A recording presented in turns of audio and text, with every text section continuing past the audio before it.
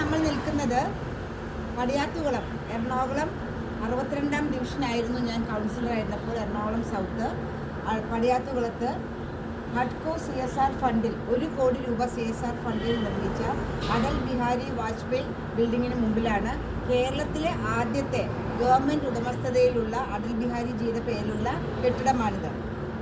അപ്പോൾ ഇവിടുത്തെ പ്രശ്നം എന്താണെന്ന് വെച്ചാൽ LDFനും UDFനും അടൽ ബിഹാരി വാജ്പേയി ജിയുടെ പേരിൽ അല്ലെങ്കിൽ BJPയുടെ ഫണ്ടിൽ ഒരു കെട്ടിടം വരാനായിട്ട് താല്പര്യമില്ല. 1 കോടി രൂപ എന്ന് പറയുന്നത് ചില്ലറ കാര്യമല്ല.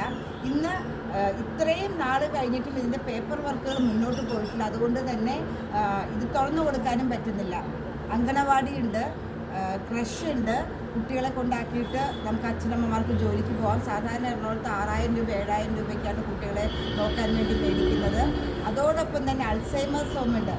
ഓർമ്മക്കുറവ് വന്ന അച്ഛനമ്മമാരെ ഒരു പകൽ വീട് പോലെ ആക്കിയിട്ട് പോകുന്ന ശരിക്കുള്ള പകൽ വീടിൻ്റെ പൊതുജനാരോഗ്യ കേന്ദ്രമുണ്ട്. ADS ഹാള്, കുടുംബശ്രീക്ക് ഒരു ADS ഹാൾ ഇല്ലാത്ത ഒരേ ഒരു ഡിവിഷനാണ്. 45 കൊല്ലമായിട്ട് ഇവിടെ.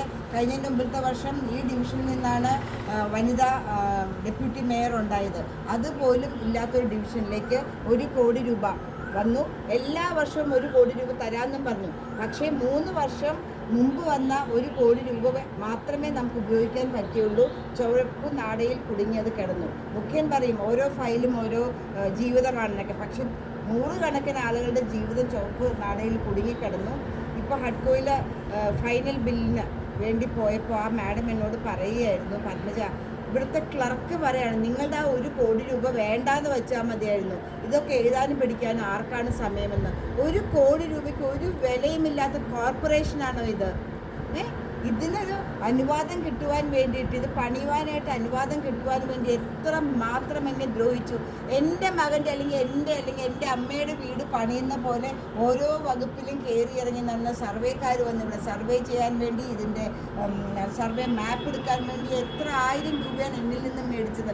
എന്നാലും നടന്നു പോകട്ടെ, ഒരു ADS ഹാള്, ഒരു അങ്കണവാടി നമുക്ക് വേണ്ടേ എന്ന് പറഞ്ഞ് ഞാൻ ഇതൊക്കെ ചെയ്തു കൊടുത്തതിന് ശേഷം അവസാനത്തെ ബില്ലിൻ്റെ വന്നപ്പോൾ ക്ലർക്ക് പറയുകയാണെന്ന്, ഇത് വേണ്ടാന്ന് വെച്ചാൽ മതിയായിരുന്നു എന്ന്.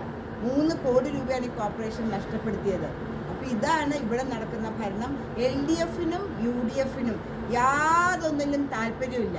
കേന്ദ്ര ഗവൺമെൻറ്റിൽ നിന്ന് വരുന്ന ഫണ്ടുകൾ വരെ എങ്ങനെ അത് പിടിച്ചു വയ്ക്കാം, എങ്ങനെ നടപ്പാക്കാതിരിക്കാം എന്നൊരു ചിന്ത മാത്രമേ ഉള്ളൂ. ഒന്ന് കാണിച്ചു കൊടുക്കും അനീഷ്, കെട്ടിടം ഒന്ന് കാണിച്ചു കൊടുക്കും. എന്ത് വലിയൊരു കെട്ടിടമാണ് ഈ പണിതിരിക്കുന്നതെന്ന് കാണിച്ചു കൊടുക്കും.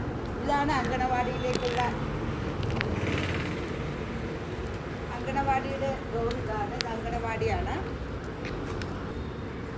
മുകളിലേക്ക് വരൂ. മുകളിലാണ് പൊതുജനാരോഗ്യ കേന്ദ്രം, അതുപോലെ അൾസൈമേഴ്സ് ഹോം, അത് ക്രഷ്, ADS ഹാളൊക്കെ മുകളിലാണ്. താഴെ നമുക്കൊരു വലിയ ഹാളുണ്ട്. ജനങ്ങൾക്ക് പൊതു കാര്യങ്ങൾക്ക് ഉപയോഗിക്കാൻ പറ്റും. അതുപോലെ തന്നെ പകൽ വീടായിട്ട് ഉപയോഗിക്കാം.